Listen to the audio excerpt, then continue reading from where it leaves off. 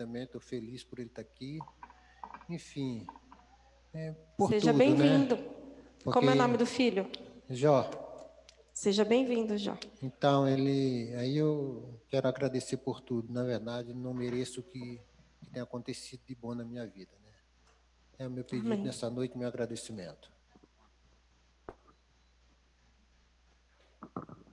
Eu também tenho um motivo de alegria e agradecimento. Muitos dos irmãos já viram eu fazendo um pedido pela minha cunhada, Janaína. Ela tinha a questão tinha que se libertar do vício do álcool. E graças a Deus ela conseguiu. Então a gente agradece muito, né? É uma família restaurada para honra e glória de Deus. Peço oração pela semana, né, dos 10 dias, pelas famílias, que as famílias daqui da nossa igreja possam se fortalecer em Cristo. Esse é o meu pedido de agradecimento. Amém.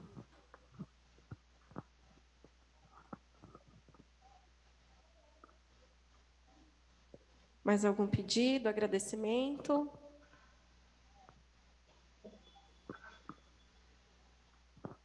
Boa noite a todos. Como diretor de mordomia, não posso deixar de fazer o meu merchan e contar o que eu vivo, né? Existem pessoas que pregam o que não vivem e esse é o tipo de mensagem que é mais raso, né? Mais vazio. Acaba não atingindo da maneira que deve atingir. Mas com propriedade eu conto o que eu vivo. Graças a Deus eu consigo ser fiel a Deus com tudo que eu ganho. E é incrível como as coisas acontecem assim, da maneira que você não espera. Você planeja uma coisa, mas Deus vem e te surpreende assim.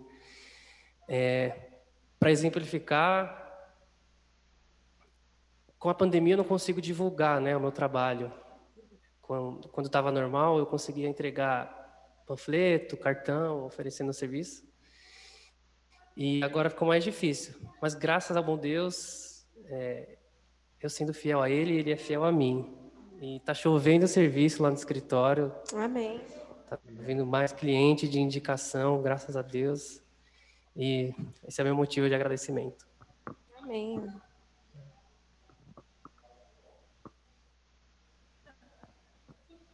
Caso alguém tenha mais algum pedido, agradecimento. Eu tenho um agradecimento a fazer a Deus. No domingo, quando eu estava indo embora para casa, faltavam 2 ruas para eu chegar em casa. E aí, de repente, só ouço um barulho na lateral do meu carro. Aí percebi que uma moto tinha atingido, né, a lateral do meu carro. E aí eu desci preocupado, fui lá ver. Um casal estava na moto, né? E graças a Deus, ninguém se feriu, né? Eu fiquei bem, eles também. Nenhum deles se feriram, mesmo sendo levados ao chão, né? No caso, nada de mal aconteceu. Tem uma questão material, mas isso aí é o de menos, né? Então, grato a Deus, porque a gente sabe que normalmente acidentes de moto sempre trazem, né, a maioria das vezes, né? A gente tem consequências aí muito ruins. Então, sou grato a Deus, a gente sabe que tem uma dor de cabeça, mas dos males, né, de toda a situação, graças a O Deus, menor, né? todos ficaram bem. Só reforçar que vocês orem pela família do chefe da Neide, né? O nome dele é Marcos. O irmão dele faleceu ontem de manhã em casa, é o que estava com câncer, né? Infelizmente ele não foi possível ele reencontrar a esposa e filhos para se despedir, né? Eles ainda não tinham vindo da Bolívia para cá, então não foi possível, infelizmente, essa despedida, né, mais formal da família, mas que Deus possa confortar o coração, principalmente do seu irmão que estava cuidando dele aqui, né? Então que vocês possam orar pela família do Marcos. Oremos, com certeza. Acho que a KT queria falar.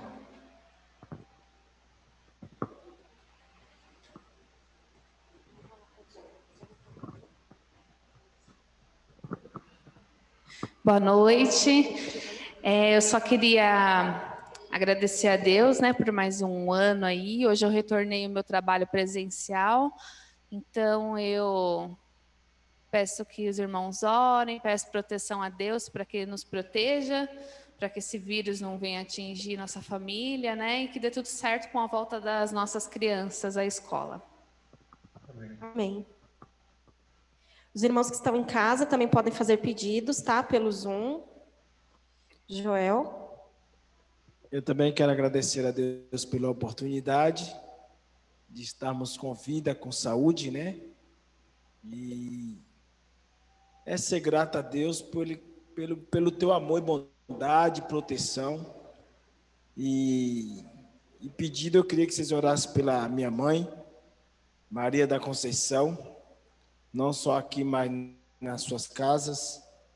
E cheio de dores, né, devido à idade também, 70 anos, 73 anos, né, não é fácil para a idade dela, e muitas dores que ela sente, né, então eu queria pedir oração por Maria da Conceição, para que Deus tenha misericórdia. E agradeço também pela minha vida, pelas bênçãos recebidas na minha vida também. Deus tem cuidado de nós sempre, protegendo, guardando, colocando a sua mão poderosa em um ser tão frágil como eu. Né? No meu trabalho também, a proteção também, as bênçãos de Deus também no meu trabalho. Então eu quero agradecer muito a esse Deus poderoso. Esse Amém. É o meu pedido, meu agradecimento.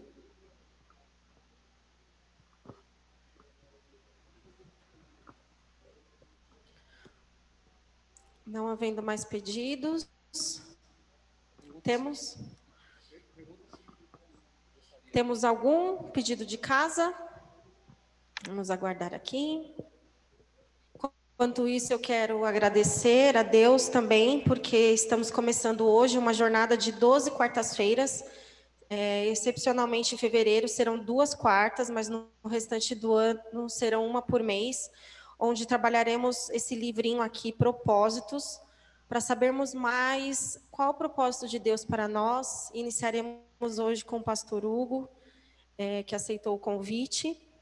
Então, que nós façamos planos de participar e também já nos preparando para os 10 dias de oração, que começamos quinta-feira que vem aqui na igreja, presencial, e você de casa também pode assistir, tá bom? Os 10 dias, começamos na quinta-feira, dia 18, e encerramos no sábado, dia 27. Lembrando que dia 20, que é o sábado, o primeiro sábado, nós faremos 10 horas de jejum, e durante essas 10 horas você está intimado a visitar, entrar em contato com algum familiar ou algum irmão aqui da igreja, tá bom? Acho que não tem pedidos, né? Então vamos nos colocar de joelho para falar com Deus?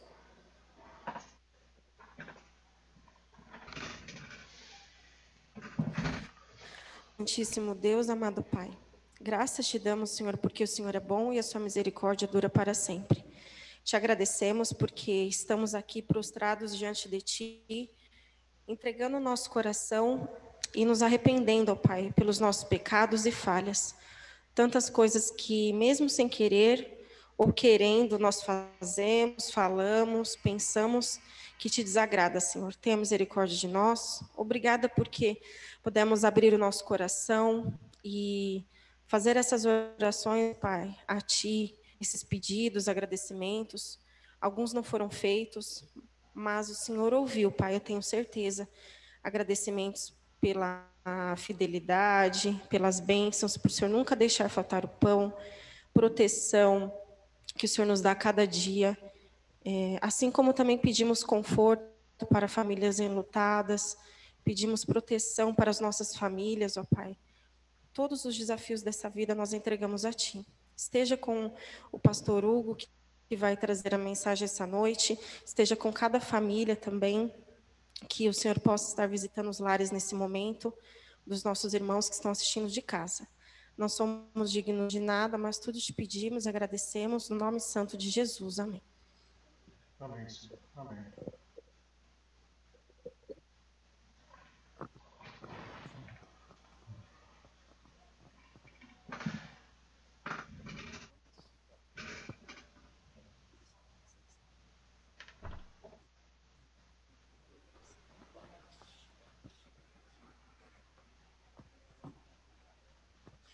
Muito boa noite. Ó, que beleza. O pessoal está firme, né? Boa noite a você que está em casa também. Estamos aí no meio da semana, no nosso culto de oração. É uma quarta-feira de poder. Minha irmã Fernanda, Ministério da Mulher, firme e forte. Ela é responsável, é uma das principais responsáveis por estas quartas-feiras, que são as quartas de poder, né? E ela me falou o seguinte: pastor, você tem uma responsabilidade, você vai ser o primeiro a falar nas quartas de poder. Das quartas de poder, a mensagem que eu trarei é a primeira, né? E aí ela me orientou a falar sobre propósito. É isso aí, Fernanda? De propósito, você mandou falar sobre propósito. Tá joia. Bom, o culto de quarta ele é importante demais, demais. Mencionei no domingo, né? Cada um tem a sua importância, é estratégico, né? Domingo é o primeiro dia da semana, o de quarta é o meio da semana, é a hora de recarregar, é a hora de buscar forças no Senhor para prosseguir. E o de sábado é o culto de adoração, é a celebração, é o refrigério. E é muito bom a gente se encontrar de novo. É bom saber que tem alguns amigos que vêm, principalmente nesses cultos, né, de domingo, de quarta, que são um pouquinho mais vazios, né, do que o de sábado, e é muito bom poder encontrá-los, amigos amados, muito, muito bom. Eu quero convidar você a abrir a Bíblia no livro do profeta Isaías. A gente tem estudado muito sobre o livro de Isaías, na lição de escola sabatina. Hoje pela manhã também li o livro Profetas e Reis. Eu estou ouvindo o livro Profetas e Reis em áudio, né? Ouvindo escrito que não dava para ser, né? Ouvindo em áudio. Estou ouvindo os áudios de Ellen White, o livro Profetas e Reis, capítulo pós capítulo. E hoje cheguei ali praticamente na metade, né? Ele tem perto de 60 capítulos, estou chegando perto do 30, mais ou menos. E hoje eu vi exatamente o capítulo que fala sobre Isaías, espetacular. Recomendo que você ouça ou que você leia o livro Profetas e Reis. Quero ler com você sobre o chamado de Isaías, a visão que o Senhor Deus deu a ele num momento importante, a história do povo de Judá. Tem como baixar um pouquinho, por gentileza, minha voz? Eu não sei se para você está muito alto, mas eu não estou aguentando me ouvir. Para mim está muito alto. Isaías capítulo 6, de 1 a 8. A gente vai encontrar aqui o chamado profético de Isaías. E a pergunta desta noite é a seguinte: você já teve um encontro pessoal com Jesus? Já teve um encontro pessoal com Jesus? Bom, a ideia aqui é a seguinte, a ideia da mensagem é propósito de Deus que algumas coisas elementares aconteçam na nossa vida. Então você vai perceber que eu não vou falar sobre novidade nenhuma. Agora ficou um pouquinho baixo, agora eu não estou me ouvindo, agora eu estou com problema. Problema. Obrigado. Agora acho que foi. Não, brincadeira, senão vai ficar indo e voltando toda hora. Isaías capítulo 6, a gente vai encontrar aqui algumas coisas elementares, essenciais da vida cristã. Na verdade, são os rudimentos da caminhada do cristão, que a gente precisa passar por essas coisas. Então, é propósito de Deus que a gente viva isso. E quando a gente vive isso, a nossa vida tem propósito. Se a gente não vive isso, a gente está meio que sem rumo, né? Isaías capítulo 6, antes de lermos, fecha só um pouquinho os olhos, vamos orar.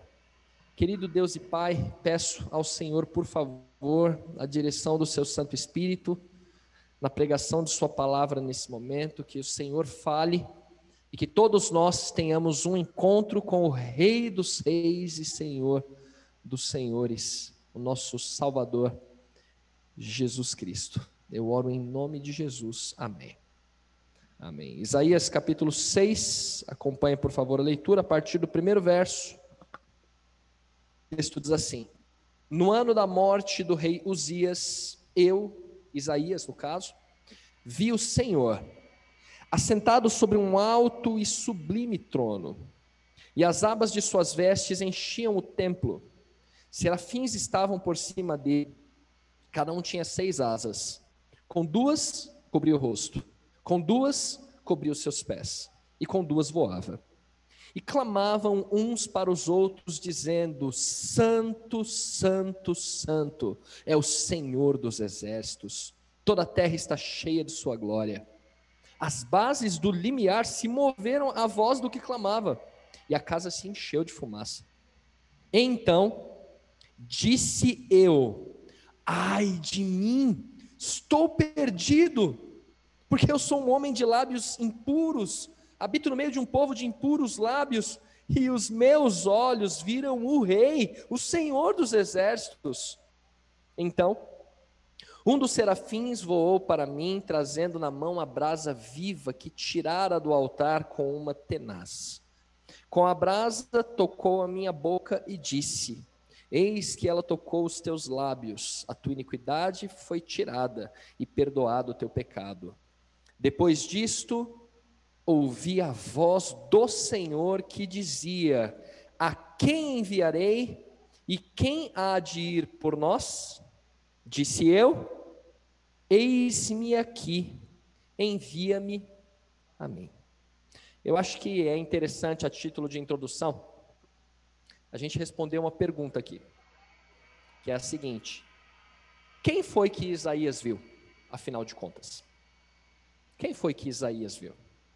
O texto nos diz que Isaías viu o Senhor dos exércitos. E se você der uma olhadinha na sua Bíblia aí, capítulo 6, quando você dá uma olhadinha para o verso de número 3, quando aparece a expressão Senhor dos exércitos, muito provavelmente, creio que em todas as Bíblias, vai estar aí a palavra Senhor, todinha com letras maiúsculas.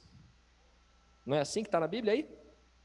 Saiba de uma coisa: quando a tradução em português está toda em caixa alta, Senhor, todas as letras maiúsculas, tem uma razão. Sabe qual é? Alguém sabe dizer? Sabe qual que é o motivo? Por que está Senhor tudo em caixa alta?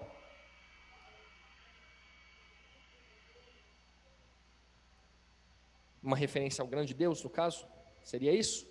Um pouquinho mais específico do que isso. É isso, mas um pouquinho mais específico. Existem vários nomes que a Bíblia usa para falar sobre Deus. Elohim é um deles. Adonai é uma expressão referência a Senhor. Mas não é a palavrinha Adonai, por exemplo, que está aqui. Está traduzido como Senhor, mas não é a palavra Adonai que aparece. O que aparece aqui, você já deve ter ouvido falar no nome sagrado de Deus, aquele que os judeus não pronunciavam, o tetragrama sagrado, o nome de Deus, composto por 4 consoantes. Você deve saber que, na verdade, o hebraico original não tem vogais, não existem vogais. Com o passar dos anos, o hebraico antigo foi se perdendo, ia começar a se perder a pronúncia, e aí os massoretas, estudiosos, pegaram e vocalizaram o texto. Então, se você der uma olhadinha no texto hebraico, você vai perceber que vai ter as letras grandes, e aí tem uns pontinhos, uns pinguinhos assim, ó. Aqueles pinguinhos são as vogais. E as vogais, percebe, ela fica em cima, embaixo, nunca fica no meio, porque foi colocado depois. Então, outra coisa interessante sobre o texto hebraico, nós em português escrevemos da esquerda para a direita, em hebraico não. Em hebraico é da direita para a esquerda. Se você pegar uma Bíblia hebraica, você vai abri-la, para nós ao contrário, né? Você vai abrir aqui e vai achar Gênesis. Interessante, a leitura é toda da direita para a esquerda. E o tetragrama, o nome sagrado de Deus, esse de fato, os estudiosos afirmam que não se tem certeza absoluta de quais eram as vogais, porque não se pronunciava.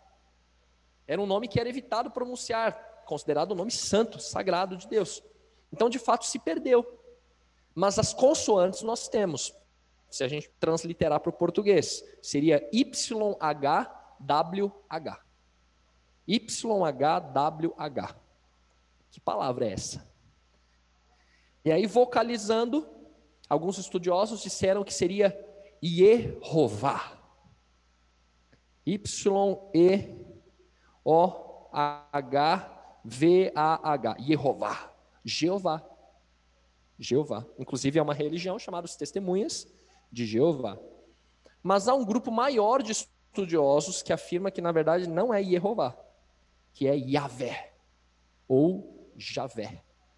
Maiores possibilidades. Os estudiosos aí linguísticos afirmam que a maior probabilidade é que não seja Jeová, mas que seja Javé. Seja como for, a palavra que se encontra aqui, como eu mencionei, é o nome sagrado de Deus.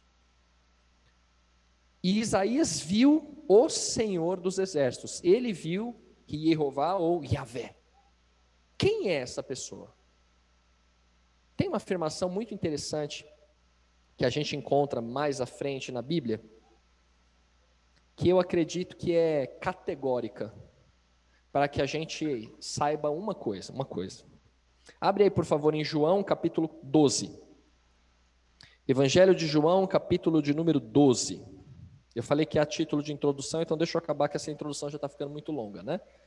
João 12, verso 41. Bom, vamos começar um pouquinho antes a leitura, só para poder pegar o contexto, tá bom? Pega comigo aqui a partir do verso de número 36. Olha só o que diz aí. Enquanto tendes a luz, crede na luz, para vos torneis filhos da luz.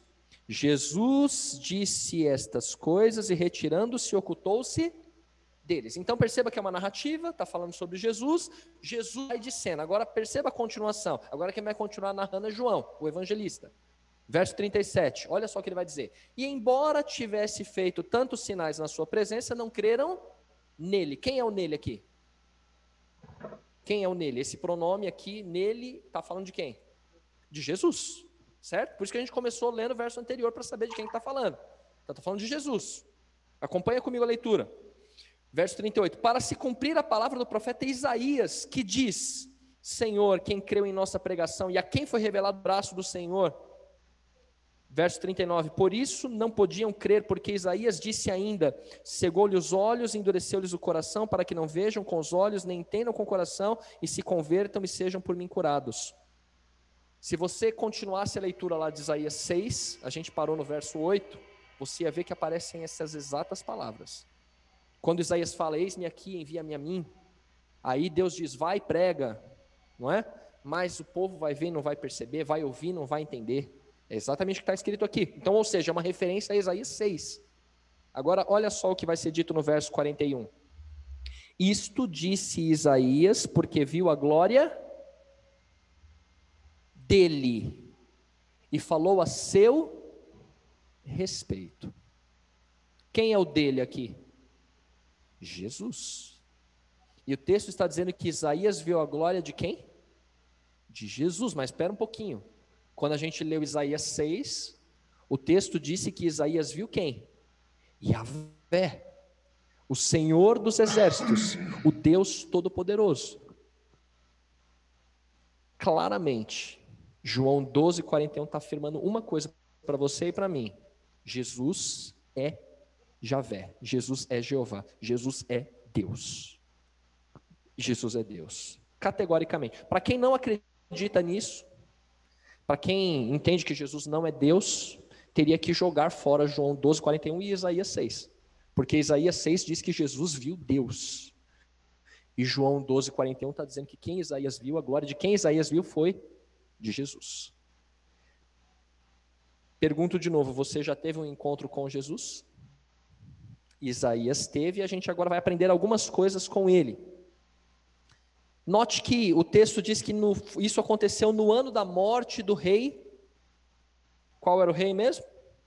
Uzias. Você tem que saber que Uzias foi o rei depois de Davi e Salomão. Davi e Salomão foram aqueles que expandiram o reino, conquistaram terras, riquezas, enfim, o reino prosperou demais. E foi Uzias, o rei, depois de Salomão, depois de Davi, a ter conquistado maiores riquezas para a nação de Judá. Uzias viveu anos depois, muito tempo depois que Salomão, ele foi o rei que conseguiu reconquistar muitas coisas que Judá havia perdido em guerras, em confrontos. Ele foi muito bem em algumas conquistas. E agora você vai encontrar então uma nação desfrutando de prosperidade.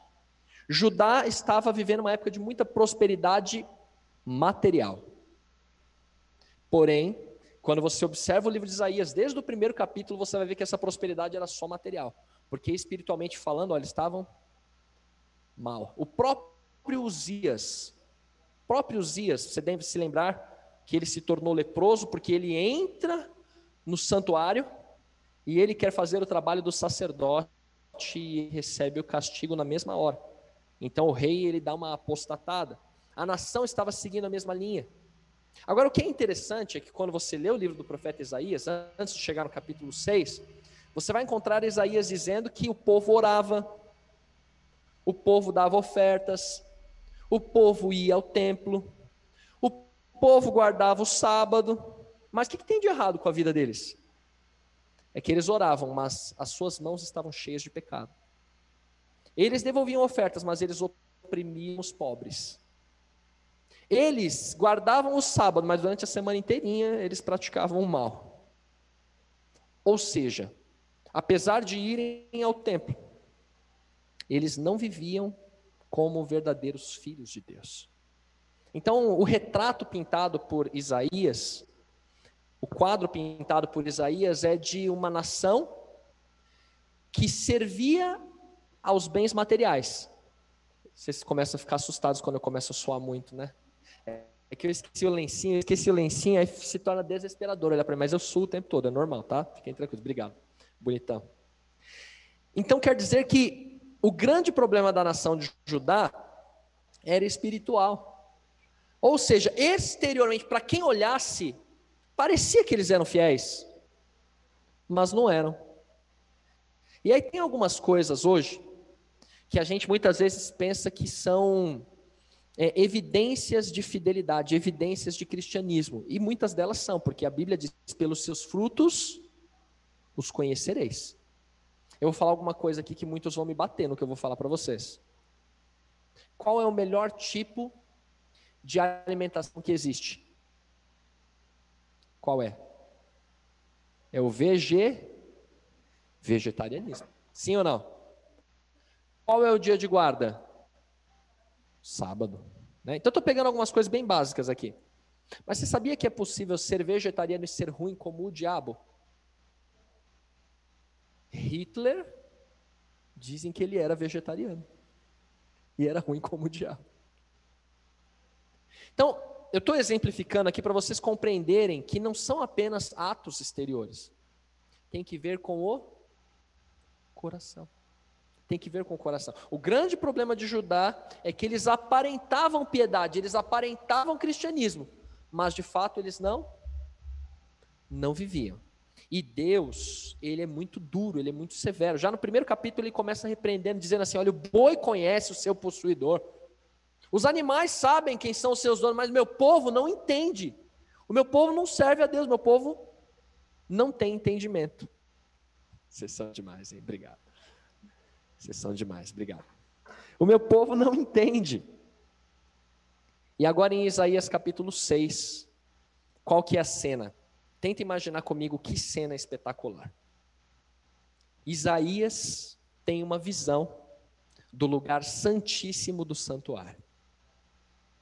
E ele vê o véu aberto. E ali dentro está o Senhor, assentado num trono alto e sublime. Lembra que eu falei para vocês de algumas coisas que são elementares da vida do cristão?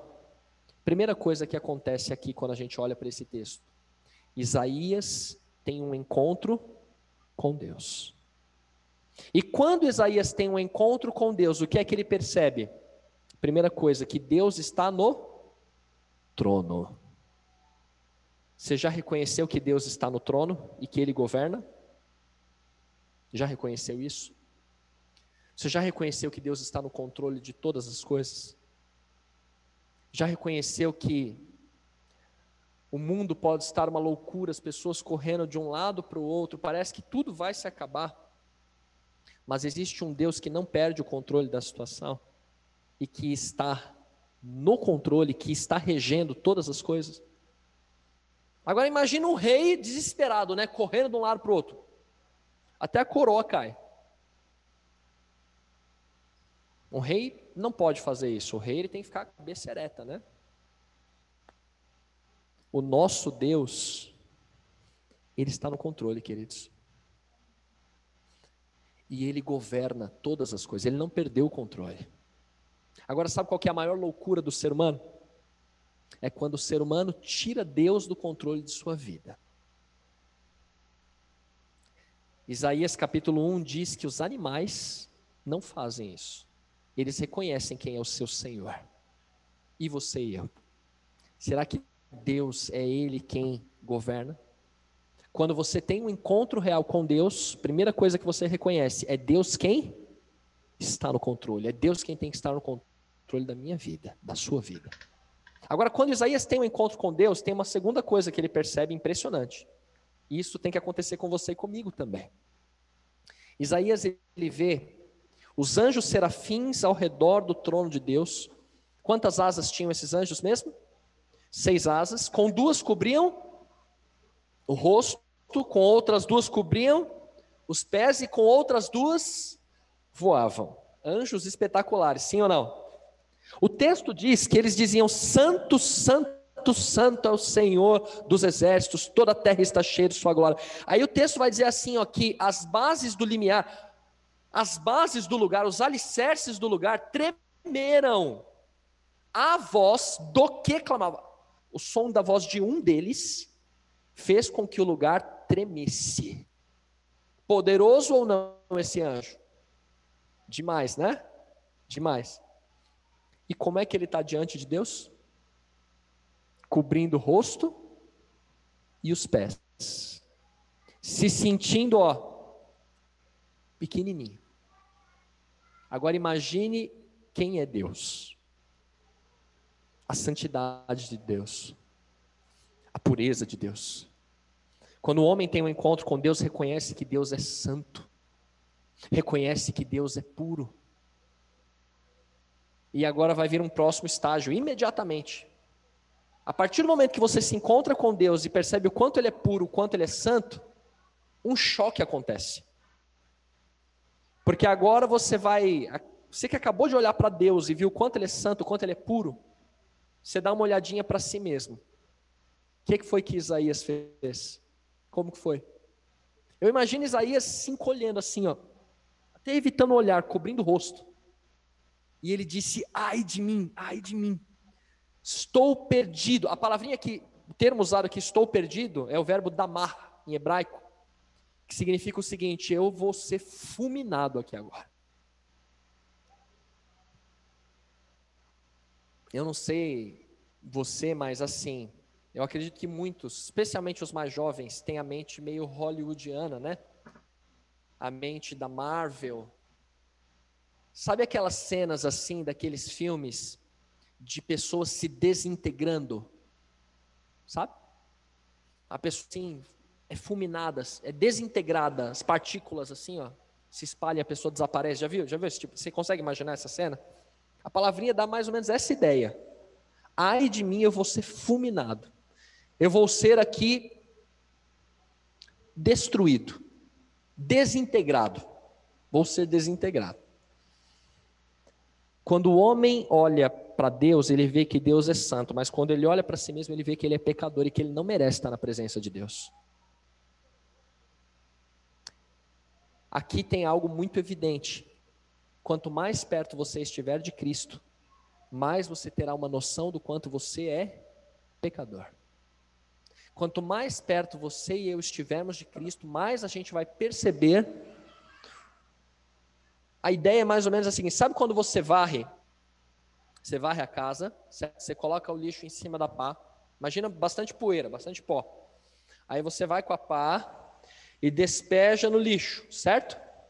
Aí você bate, mas, obviamente, sempre fica uma poeirinha ali, em cima da pá, certo? A ideia é que a gente é menos do que aquilo, perto de Deus.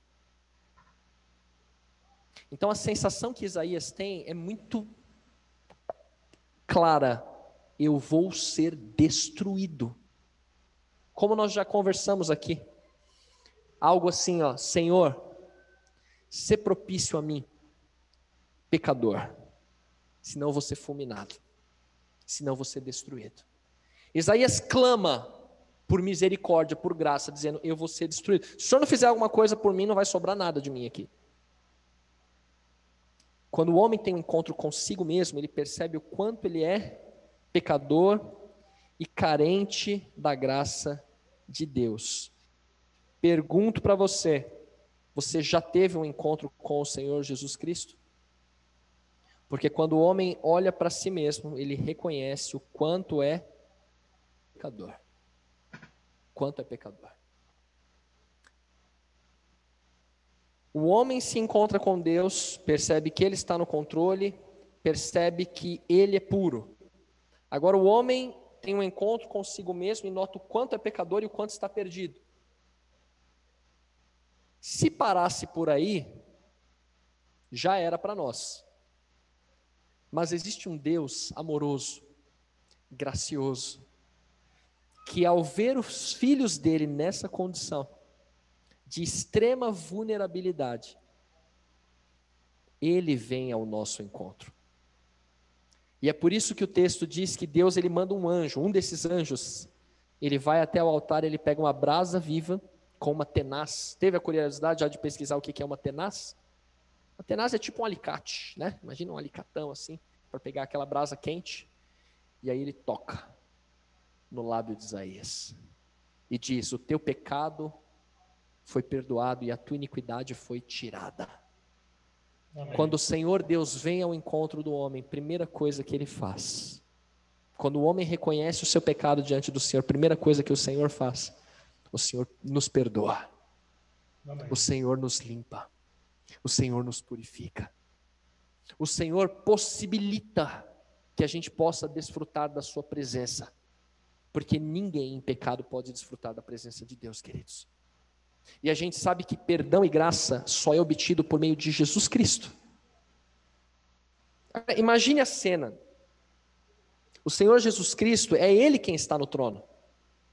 E Ele nota a condição do pecador. Jesus ainda não tinha vindo ainda morrer pelos homens. Então Ele manda que uma brasa viva seja retirada do altar dentro do santuário. Todo o santuário está ensinando duas coisas. Primeira, que Cristo é o Cordeiro de Deus que tira o pecado do mundo. É só por meio da morte de Jesus que a gente pode ser salvo. E segundo, Jesus é o nosso intercessor, Ele é o nosso advogado. A gente tem que buscá-lo.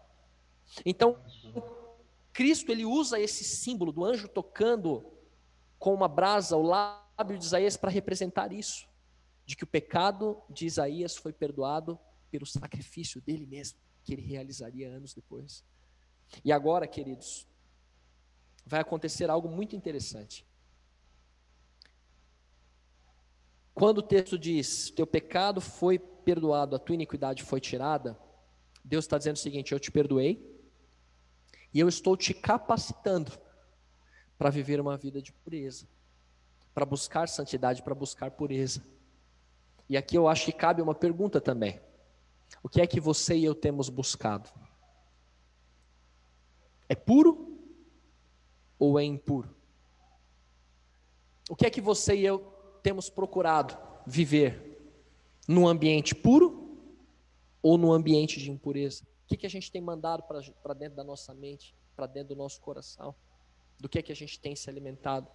Porque quando Cristo, Ele toca em você, Ele toca em mim, Ele traz pureza ao nosso coração. Amém. E a nossa vida muda. Não há um cristianismo meia boca de não acontece mudança. Acontece mudança, é gradativa, mas acontece mudança, queridos.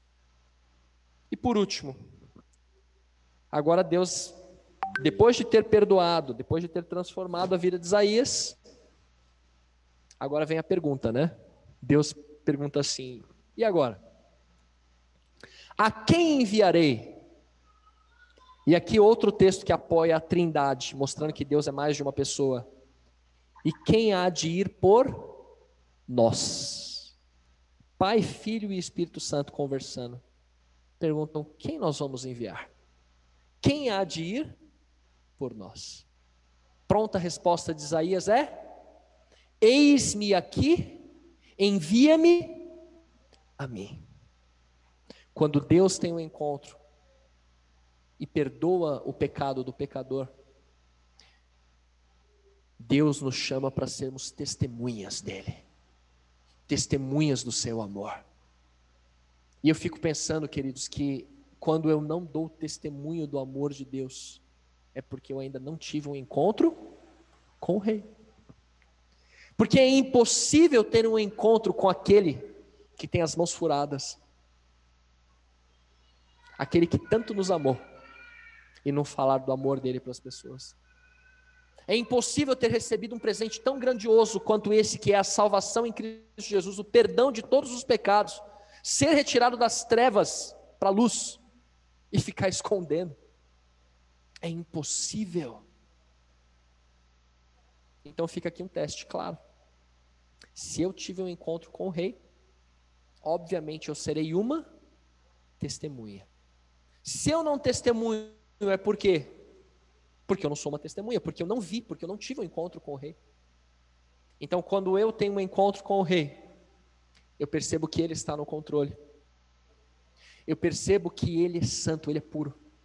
E aí eu olho para mim mesmo e vejo o quanto eu sou pecador e estou perdido sem Ele. E quando eu me rendo, Ele vem até mim. Ele perdoa os meus pecados. Ele me purifica. Ele me capacita para viver uma nova vida. E Ele me chama para ser sua testemunha.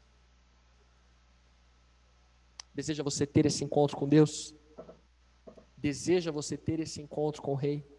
É tão simples, queridos. Aí, da onde você está, conversa com Ele. Se renda inteiramente ao Senhor. E Ele vai te chamar para ser uma testemunha do seu amor. Vai usar você para falar do amor dele para muitas pessoas. Amém, Senhor. Esse eu acho que é o resumo de uma vida com propósito, sim ou não?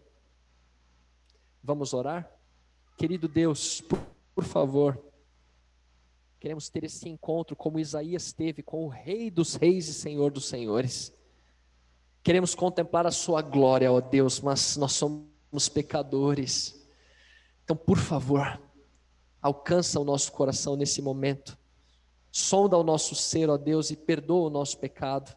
Nos purifica de toda iniquidade, ó Deus. Dá-nos o seu Espírito Santo e capacita-nos para testemunhar do seu amor. E compartilharmos a maravilhosa salvação que há em Cristo Jesus, ó Deus. Que essas palavras não sejam só teoria, mas que todos nós possamos desfrutar e termos uma vida com propósito em suas mãos. Em nome de Jesus. Amém. Amém. Amém. Amém.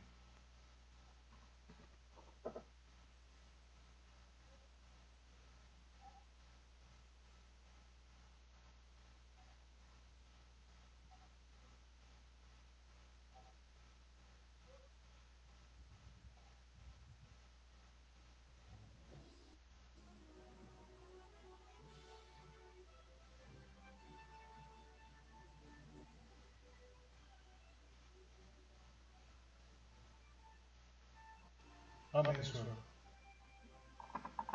Verdade.